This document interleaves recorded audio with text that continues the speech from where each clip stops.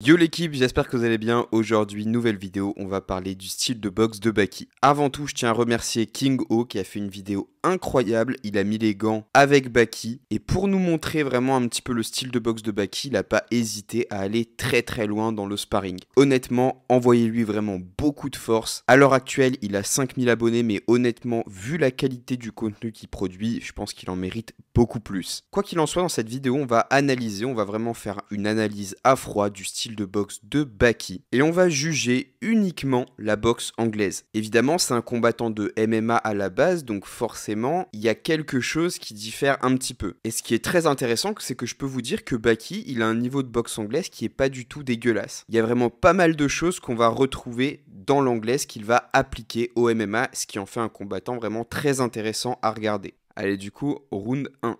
King O, il a vraiment le style boxe anglaise, quoi.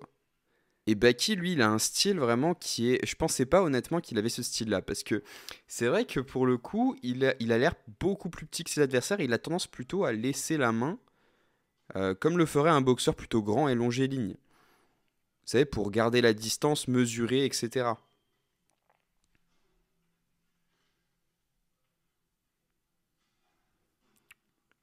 Et il est très réactif, il est très très réactif, il contre directement, dès que le bras avant part, il va utiliser son bras arrière pour contrer directement.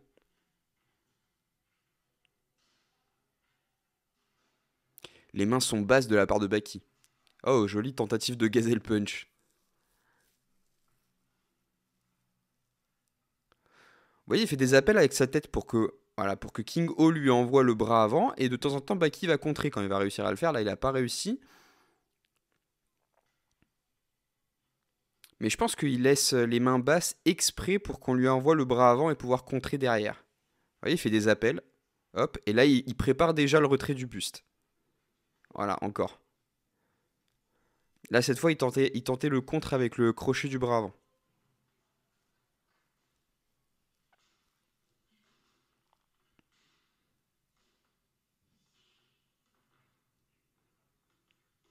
Il enlève la garde et il fait des décalages.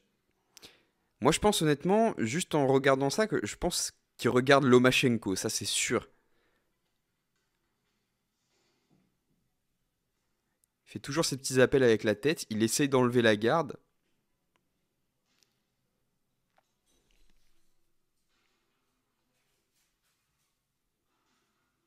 Et le retrait du buste, il est armé quoi. Le retrait du buste, il est directement armé.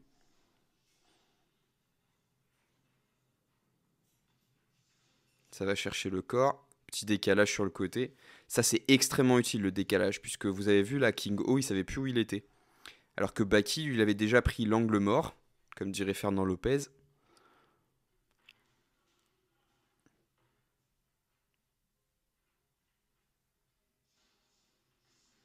Ah, le retrait, il est propre quand même, il a un très très bon coup d'œil, hein. Le retrait, il est très très propre. Il n'y a pas de temps mort, c'est juste ce qu'il faut pour faire le retrait du buste et revenir très très fort avec un bras avant ou un bras arrière.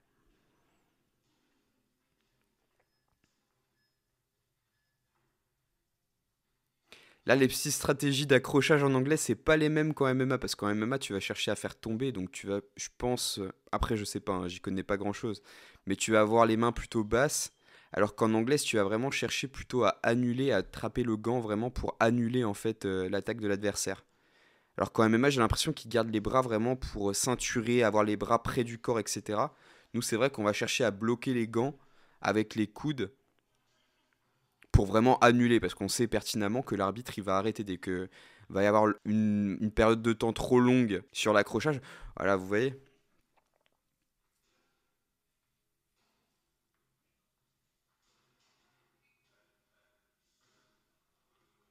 Toujours ce retrait, vraiment, c'est à chaque fois qu'il fait son appel avec sa tête, qu'il la met comme ça devant avec les mains bien en bas, il te dit vas-y, frappe-moi. Et juste quand tu frappes, il contre et remise. Il fait le retrait du buste, et il est hyper rapide sur son retrait du buste. Je sais pas ce que vous en pensez, mais moi je trouve ça très propre.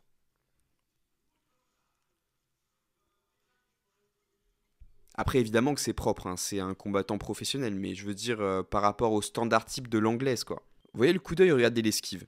Hop, et lui percute. Ah, il est incroyable cet uppercut.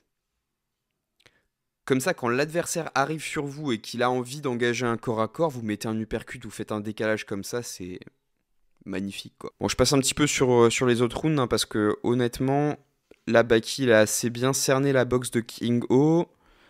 Je pense pas qu'il nous sorte de nouvelles cartes de son jeu. Ah, là, ça commence à toucher pour King O.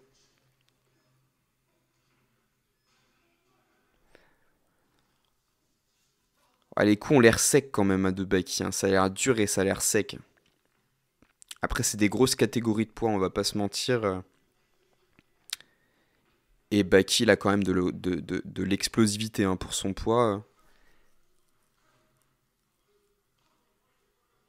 On voit qu'il est vif sur tout, sur les combinaisons, sur les retraits, sur les contres. Il cherche beaucoup le contre, Baki, hein. Il cherche beaucoup le contre. Ouais, ce décalage, il est magnifique, quoi. Je veux dire, l'adversaire, il sait même plus où vous êtes. Et on passe sur le round 5 un petit peu. On va regarder ce que ça donne.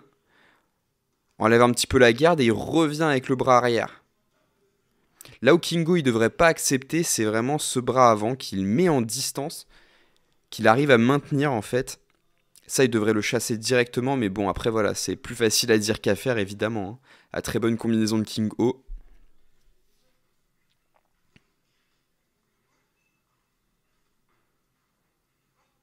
Là où King O il paye toujours, c'est qu'en fait il laisse traîner son bras avant. Vous voyez, quand il donne le bras avant, il le baisse, et Baki il en profite, il contre direct.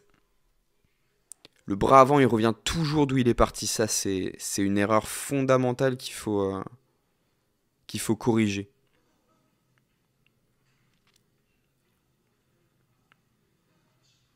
Putain, gros respect à King O quand même, hein, parce que honnêtement...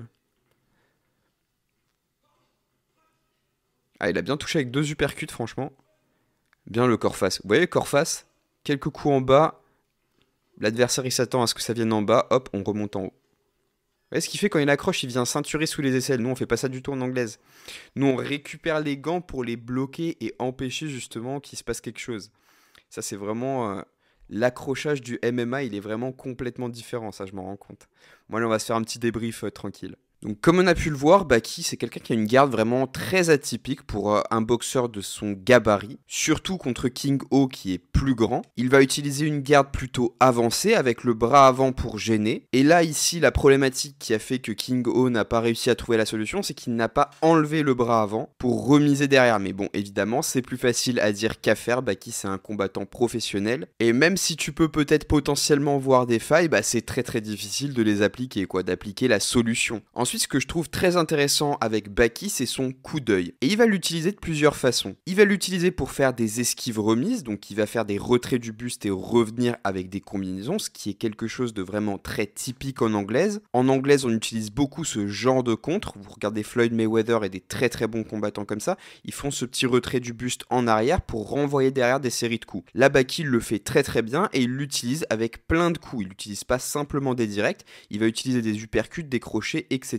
pour revenir très vite. Et souvent, il va attendre le bras avant pour contrer tout de suite après. Et ce qui fait que toi, tu vas avoir envie de lui envoyer ce bras avant, c'est qu'en fait, il va pas forcément avoir les mains hautes tout le temps. Baki, quand tu le regardes, il a les mains plutôt basses et il attend le coup pour pouvoir te contrer derrière. C'est un petit peu une espèce d'appel qu'il te fait. Donc c'est un petit peu un coup de poker, on va pas se mentir, soit tu te fais toucher, soit tu te fais pas toucher, mais si tu te fais pas toucher, tu peux contrer derrière. Ce qui est hyper intéressant et ce que produit Baki très régulièrement aussi, c'est ces fameux désaxements. Quand il va être au corps à corps, il va pas simplement rester de face, mais il va chercher à désaxer et passer d'un côté ou de l'autre. De cette manière-là, l'adversaire, il est complètement perdu, surtout au corps à corps, puisque au corps à corps, en général, tu as les mains devant la tête, ça te bloque la vision, et l'adversaire, il part d'un côté ou de l'autre, toi tu le vois pas vraiment, et tu as vraiment du mal à le suivre.